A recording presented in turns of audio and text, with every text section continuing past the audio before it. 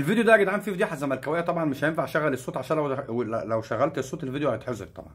ولكن انا جايب لكم الفيديو لانه اكيد انتوا كلكم عارفين ايه اللي حصل فيه، لان الفيديو ترند اصلا، انت فاهمني، على المنصات التانيه.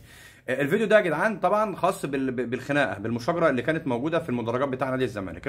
طبعا المشكله انتوا عارفين ليه، بسبب حب واحد لمشجع زملكاوي قديم. فطبعا شويه هلافيت طلعوا شافوه فمتضايقين من القديم، عشان هو يا عزيزه يا عزيزه المرشدين في الجيزه. فالقصه دارت على كده يعني، فاتخانقوا مع بعض. المشكله بقى ان عبد الواحد السيد، انت فاهمني، عبد الواحد السيد بقى، انت فاهمني، واقف تحت بقى في الماتش مع اللعيبه.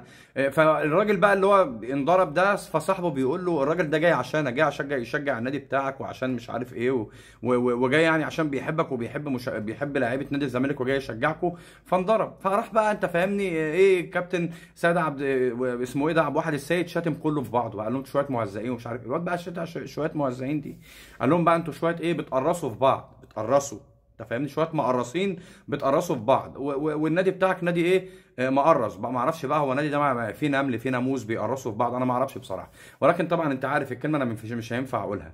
فده يا جدعان ان ده اللي يدل على اخلاق 99.9 من جماهير الزمالك. هم كلهم كده، كلهم كده، اقسم بالله، يا كذا يا حراميه، انت فاهم القصه، هم كلهم كده والله. فده يا جدعان بيدل على اخلاقهم العاليه الراقيه.